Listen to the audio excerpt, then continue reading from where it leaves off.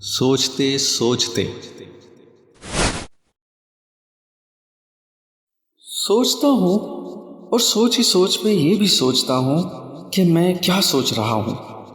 سوچتا ہوں کہ انسان کی سوچ کتنی لامحدود ہے کہ وہ ہر چیز کے بارے میں سوچ سکتا ہے، لیکن یہ سوچ کر شرمندہ ہوتا ہوں کہ انسان خود ہی محدود ہے، اس کی سوچ بھی اتنی ہی محدود ہے، اور محدود سوچ کا شاید یہی ثبوت ہے کہ انسان اپنی سوچ کو لامحدود رکھے۔ ہمیں تو یہ بھی سمجھ میں نہیں آتا کہ ہم خود کیا ہیں، ہماری سوچ کیا ہے، یہ خیال کیا ہے، خیال کہاں سے آتا ہے؟ کیا خیال موجود اشیاء سے باہر بھی جا سکتا ہے، اور یا موجود کے علاوہ کوئی لاموجود اور ناموجود دنیا بھی ہے؟ اگر ہے تو ابھی تک ناموجود کیوں ہے؟ کیا ہر دور کے لیے، ہر بشر کے لیے الگ الگ عالم موجودات ہے؟ کیا منظر دیکھنے والوں کی بساط کا نام ہے؟ کیا علم اپنی صلاحیت کا نام ہے؟ کیا تصور اپنی حالت اور اپنے حالات سے آگے نہیں جا سکتا؟ کیا ہم کے علاوہ بھی ہیں؟ کیا اس پردے کے پیچھے بھی کچھ ہے؟ کیا پردہ ہے یا محض یہ پردہ ہی پردہ ہے؟ کیا ہم پیدا ہوتے ہیں؟ کیا ہم واقعی مر جاتے ہیں؟ کیا ہم مرنے کے بعد بالکل ختم ہو جاتے ہیں؟ کیا ہم کچھ اور بھی ہیں؟ کیا ہم کسی اور شکل میں زندہ رہیں گے مرنے کے بعد؟ موت کا منظر ہوتا ہے؟ کیا واقعی ہوتا ہے؟ کیا موت کے بعد ہمارے ساتھ وہی دکھ، وہی احساسات، وہی کیفیات رہتی ہیں؟ کیا مرنے کے بعد بھی غم اور خوشی ہمارے غم اور خوشیاں ہوتی ہیں؟ کیا تکلیف ہوتی ہے؟ کیا سب کچھ ہوتا ہی رہتا ہے ہمارے ساتھ؟ اگر سب کچھ ہوتا ہی رہتا ہے تو مرتا کون ہے؟ زندہ کون ہے؟ قبر میں کون جاتا ہے؟ قبر کے اندر کے جلوے ہوتے ہیں؟ کیا اندھیرا ہوتا ہے؟ کیا روشنی ہوتی ہے؟ کیا آنکھیں ہوتی ہیں؟ کیا ہم مرنے کے بعد بھی دیکھ سکتے ہیں؟ کیا مرنے سے ہمارا سفر ختم نہیں ہوتا؟ کیا ہم ایک سفر کے بعد اور سفر پر گامزن ہو جاتے ہیں؟ کیا ہر سفر کا انجام ایک تازہ سفر ہے؟ کیا منزل ایک نئے سفر کا نام ہے؟ کیا موت کا منظر نامی کتاب لکھنا بہت ضروری تھا؟ یہ مسلمان ہونے کی سزا ہے۔ کیا مردے جلانے والوں کی بھی قبریں ہوتی ہیں؟ کیا ان کے لیے قبر کا عذاب نہیں ہے؟ یہ عذاب قبر ماننے والوں کے لیے ہے۔ صرف ماننے والے مرنے کے بعد پھر مرتے رہتے ہیں۔ کیا ہم آخری بار نہیں مر سکتے؟ کیا ہم وہم ہیں؟ کیا ہم طلسمات میں کھو گئے ہیں؟ کیا ہم حاضر دنیا میں موجود رہ کر غائب اس دنیا کے بارے میں سوچنے پر مجبور کر دیے گئے ہیں؟ کیا ہماری سوچ مفلوج کر دی گئی ہے؟ کیا ہمارے مبلغ ہمیں خوفناک انجام اور خطرناک مستقبل کے عذاب سے ڈرانے کے علاوہ کوئی کام نہیں جانتے؟ کیا یہ لوگ صرف خدا کی رحمت سے مایوس کرنے کے لیے پیدا ہوئے ہیں؟ کیا یہ لوگ کبھی مریں گے؟ کب؟ کیا ابھی نہیں مر سکتے؟ کیا ان کے نصیب میں شفقت نہیں ہے؟ کیا ہر آدمی ہر علم جان سکتا ہے؟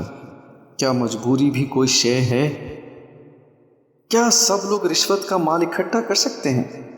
کیا سارے لوگ رشوت اور حرام کے مال سے حج کر سکتے ہیں؟ کیا یتیم کے مال سے کیا ہوا حج منظور ہو جاتا ہے؟ کیا اللہ ایک خاص مقام پر موجود ہے؟ اگر ایسا ہے تو علاوہ کس کا؟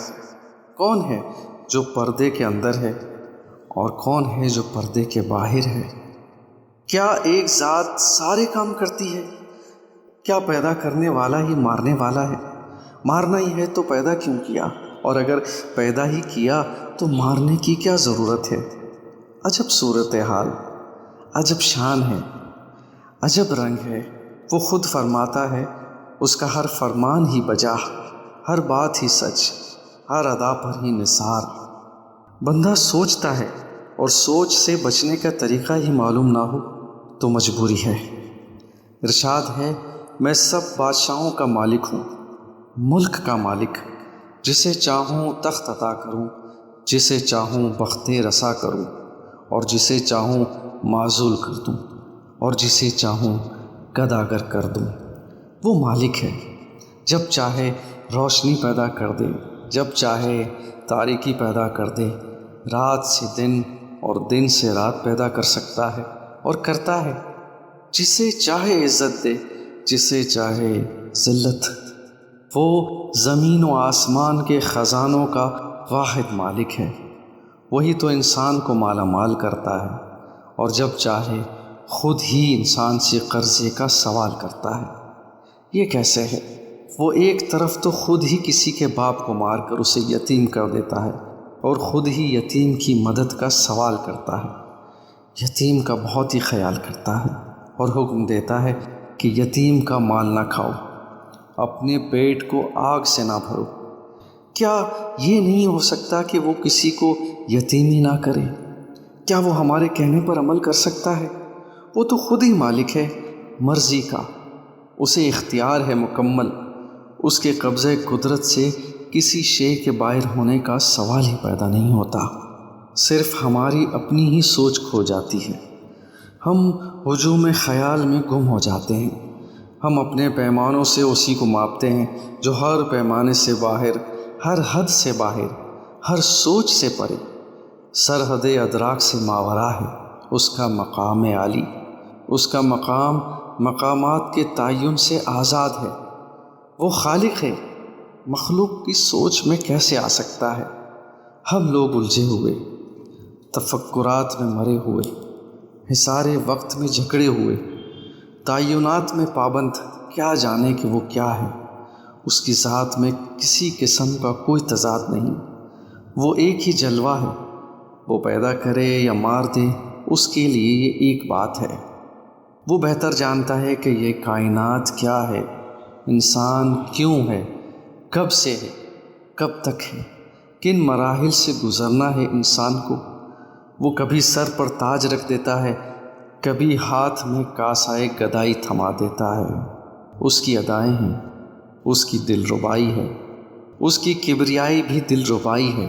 وہ بے نیاز ہے، ہر ایک سے بے نیاز، لیکن وہ درود بھیجتا ہے اور بھیجتا ہی رہتا ہے اپنے محبوب صلی اللہ علیہ وآلہ وسلم پر۔ وہ اپنے محبوب صلی اللہ علیہ وآلہ وسلم کو عزت عطا فرماتا ہے، لیکن غریبی بھی، غریب الوطنی بھی، یہ شان ہے اس کی، یہ ادائیں ہیں اس کی۔ وہ چاہتا ہے کہ اس کے محبوب صلی اللہ علیہ وآلہ وسلم کے تابع فرمان ہو جائے، سب درود و سلام بھیجے اس ذات صلی اللہ علیہ وآلہ وسلم پر جو اسے محبوب ہے۔ اس میں صرف استقامت ہے، کوئی تضاد نہیں۔ وہ قہار ہے، جبار ہے، وہ رحمان ہے، وہ رحیم ہے، اور سب ایک ہی نور کے جلوے ہیں۔ وحدت میں کثرت اور کثرت میں وحدت کے جلوے ہیں۔ اس کو سمجھنا آسان ہے، اسے دماغ سے نہ سمجھا جائے، اسے ماننا چاہیے۔ وہ شفیق ہے، وہ مہربان ہے، وہ رحمان ہے، وہ رحیم ہے۔ وہ کہتا ہے اس کی رحمت اس کے غضب سے زیادہ وسیع ہے۔ وہ ظلمات سے نور میں داخل کرتا ہے، وہ گناہ معاف کرتا ہے، سارے گناہ، اور وہ یہاں تک مہربان ہے کہ وہ گناہوں کو معاف کر کے انہیں نیکیوں میں تبدیل کر دیتا ہے۔ حساب کرنے والوں کے ساتھ وہ حساب کرتا ہے، رائی رائی کا، پائی پائی کا، زیادہ عقل والوں کو اور نہ ماننے والوں کو ان کے اعمال کے نتیجے کے حوالے کر دیتا ہے، اور عذاب تو یہ ہے کہ انسان کو اس کے اعمال کی عبرت کے حوالے کر دیا جائے۔ اس نے بتا دیا ہے کہ اپنے اعمال پر توبہ کرو، اس کا قرب اس کے مقرب صلی اللہ علیہ وآلہ وسلم کے قرب میں ہے، اور اس نے فرما دیا ہے کہ یہ کیسے ہو سکتا ہے۔ وہ عذاب ڈالے ان پر جن کے درمیان وہ ذات صلی اللہ علیہ وآلہ وسلم ہو، جس کے لیے ہمیشہ درود و سلام ہے۔ انسان سوچ کو سوچنا بند ہی کر دے، وہ سوچ سے باہر ہے۔ ہم نے یہ نہیں پوچھنا کہ اس نے ایسے کیوں کیا، بلکہ ہمیں تیاری کرنا ہے کہ ہم سے پوچھا جانے والا ہے کہ ہم نے ایسا کیوں کیا۔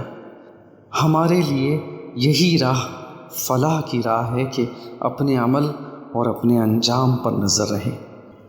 وہ جو عطا کرے ہم راضی ہیں، غم بھی اس کا دیا ہوا، خوشی بھی اس کی عطا۔ سوچ اس نے عطا کی اور سوچ کی اصلاح کرنے والے بھی اس نے پیدا فرمائے۔ صحیح سوچ دینے والے سلامت ہی رہیں، عمل کی کوتاہیاں توبہ سے پوری کی جائیں، اس کی ذات سے دوری اس کے سجدے سے کم کی جائے۔ اے خالق، تیرے ہر عمل پر تیرا بندہ ہمیشہ ہمیشہ کے لیے راضی ہے۔ اپنے قریب رکھ، اپنے محبوب صلی اللہ علیہ وآلہ وسلم کا راستہ دکھا، یہی کافی ہے۔